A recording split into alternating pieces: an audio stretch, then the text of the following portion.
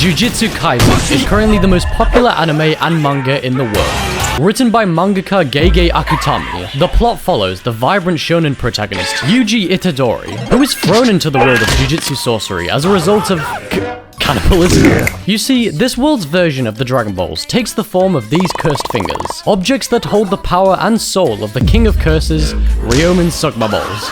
Through this plot device, Itadori, faced with the immediate execution as an alternative option, must consume each finger in order to hold Sukuna's dormant power inside him as a vessel. Through this journey, he faces many cursed monsters, creates long-lasting relationships with friends, resulting in Lobotomy Kaisen, all contained within a fascinating world that establishes Jujutsu Kaisen as a truly special show. So, ladies, gentlemen, and all codes of binary, grab your popcorn, grab your drinks, blah blah, saying about how the series is absolutely perfect, and this is the part of the video where I make like a cool montage for you to watch, so just please like and subscribe. I haven't uploaded in like 4 months.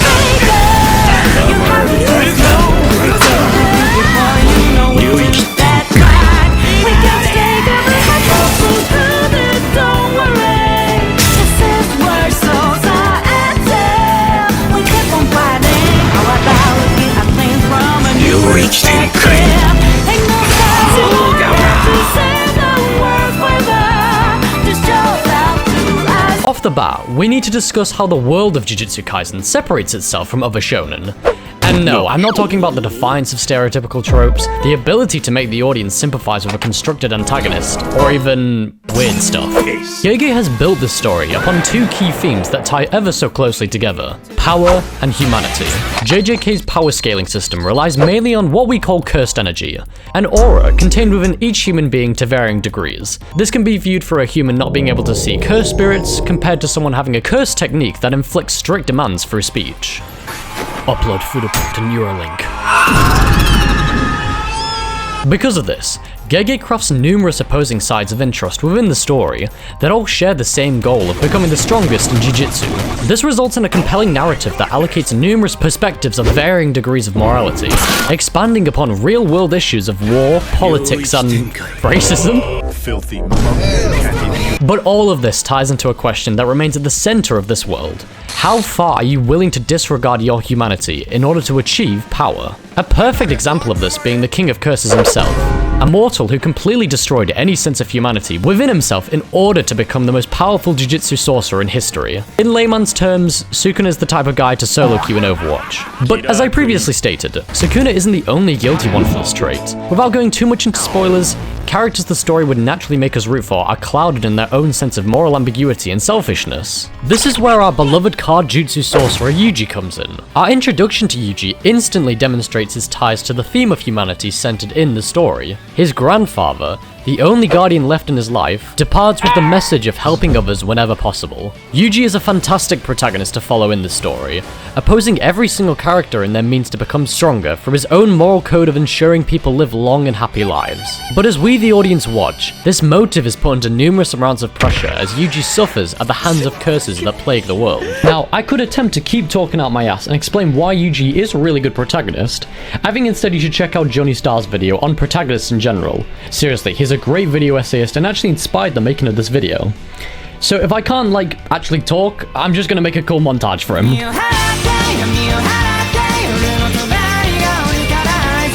This binary opposition centered in the story is enhanced by the plot device of binding these 2 characters together. Think Dragon Ball Z Abridged Piccolo, but serious. This leads to situations in which Yuji is clearly outmatched and must let Sukuna lock in for a bit. His reliance on Sukuna sets up a negative outcome each time, pushing himself further even if it's just to save 1 life. Well, only succeeding sometimes. Yuji also embodies a core theme occurring within JJK's narrative, the clash of traditionalism versus the new wave of jujutsu sorcery. The villains of JJK usually represent this notion of certain clans being at the top of the hierarchy, whilst those who lurk at the bottom are just oppressed. No, I wasn't kidding about the show covering racism. You should yourself now. And on the other side of things, Yuji, Gojo, Panda... What? These characters represent the new age of Jujutsu that pushes an agenda of completely countering traditionalism, by any means necessary. And just like that, Vlog Squad, we have given a brief overview of Jujutsu Kaisen and its world.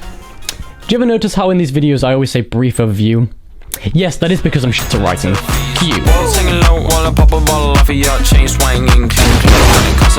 Now, I don't speak for everyone when I say this, but my favorite part of games, movies, anime, you name it, is the characters. I love characters. It doesn't matter whether I'm rewatching a show, looking up ways to make meme references in my videos, or even watching people's reactions to specific moments, the characters are the vocal point. This show has so much diverse and enjoyable personalities that exemplifies how Jujutsu Kaisen can make an enjoyable experience, without resorting to boring fucking trope. Now, this is just me going off the top of my head and without spoiling some stuff. There's a schizophrenic character who determines his view of other men by their features, someone who has not paid a single penny of child support over 10 years, someone who becomes immortal after successfully gambling, and a certified pedophile. I hate you like I'm young. Now, when we're talking characters, yes, let's talk about him. I love Satoru Gojo.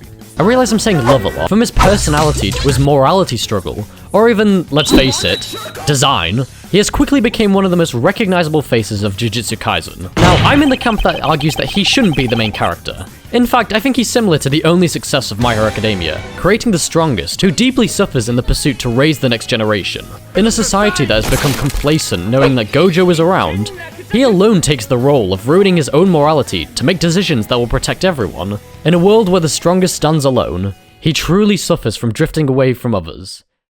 Anyway, can we just talk about how Gege makes the most attractive men? Another factor that allocates characters their own unique position in the world of Jujutsu Kaisen is what Gege calls domain expansions. The best way to think of them is that they're basically a one-shot move in case you can't be asked fighting. And if two clash at the same time, it's basically a dick measuring contest of strength that determines the victor. This technique has taken the internet by storm through memes, edits, the entire extracolor YouTube channel, as it allows the creativity of stands from JoJo to integrate itself into fights with immense style and the potential for infinite shitposts. Now, with this next section, I don't really want to debate or discuss the conditions at Mappa, as I don't feel I'm qualified enough to talk about how the Mappa employees were treated. However, I can say 100% that these animators cooked so fucking hard.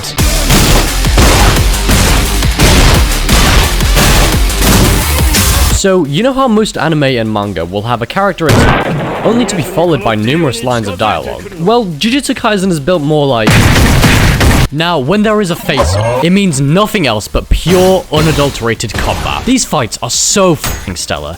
I mean, the animation, the colors, the choreography, Crash Bandicoot. You ever notice in these videos how, whether it be video games or content creators, I'm always sucking a dick? Let's quickly go over one of my favorite fights from Jujutsu Kaisen. Zoidberg versus the Beast Titan voice actor. In the span of a minute, this motherfucker hits us with a light-skinned stare, runs on water, Mario 64 gay Bowsers him, slaps his octopus, chucks him a second time, eats dinner, eliminates the entire fish population, kills two eldritch-looking ass fish, all whilst maintaining his drip, without saying a single word.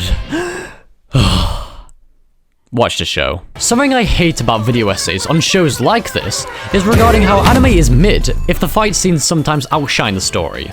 My response to this notion is just shut up, just shut up. Whilst I do believe JJK holds a good story with an intricate world, Gege and the animation team have cooked up so many cold moments in the span of like 47 episodes in a movie. Like, they really be making Gojo's style on everyone and making the entire fandom attracted to him at the same time. Something else that actually makes JJK stand out from other shonen is how characters literally get jumped in this show like so hard. Like, even if you're an S-tier rank sorcerer, consider your ass viable for being jumped. This is such a breath of fresh air compared to the traditional snipers 1v1 we are so used to. Showing that evil is truly nothing compared to the power of friendship. I'm gonna kick myself, that was cringe.